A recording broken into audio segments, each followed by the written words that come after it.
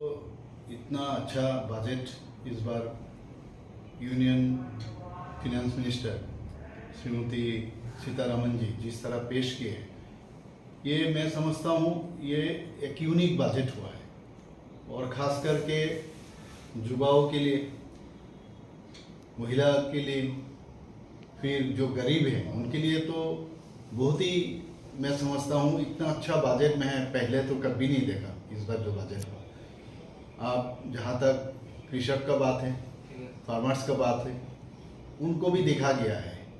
बहुत सारे विषय में उनको काफ़ी ध्यान भी दिए हैं। और अब देखिए कॉटन जिस तरह उसका प्रोडक्शन जो बढ़िया से और होना चाहिए, उसका क्वालिटी क्वांटिटी उसके ऊपर काफ़ी ध्यान दिया है।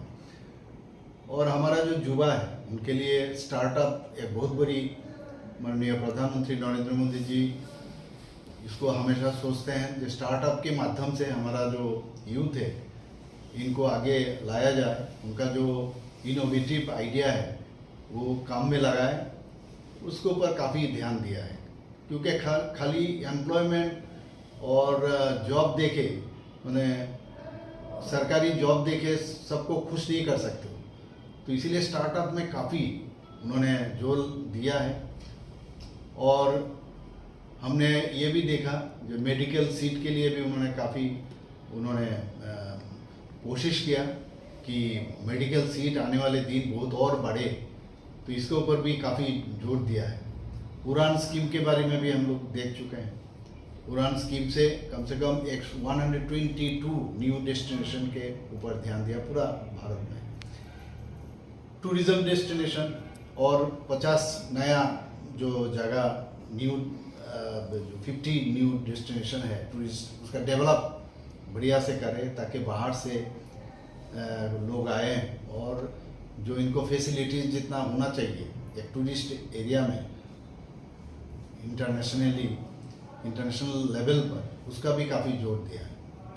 जहाँ तक जीन बैंक, हम लोग आज तक सुना नहीं कभी, जीन बैंक के बारे में भी काफ़ी जोर दिया इस बजट में।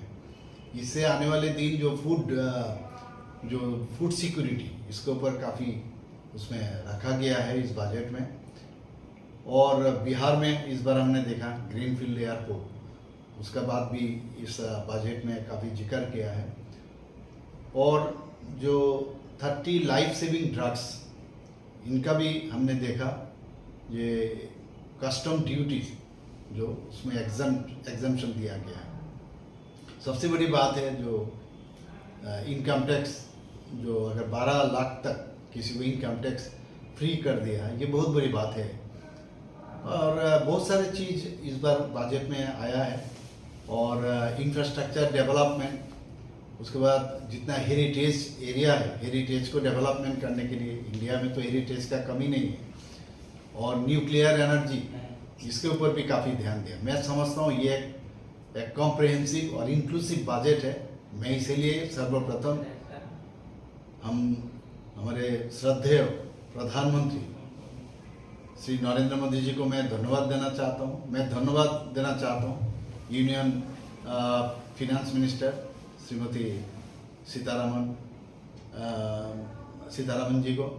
इस तरह इतना सुंदर एक बजट बनाया, सबको देखते हुए, सबका साथ सबका विकास का जो सपना हमेशा माननीय प्रधानमंत्री जी देखते हैं, इस बजट में उसका झलक दिखाई दिया। और मैं समझता हूँ ये बजट एक बहुत सोच के ये बजट बनाया है। और आने वाले दिन भारत जिस तरह 2047 में विकसित भारत का जो सोच माननीय प्रधानमंत्री जी का है, ये इस बजट से काफ़ी आगे हम लोग ये देश उस तरफ जा सकते हैं।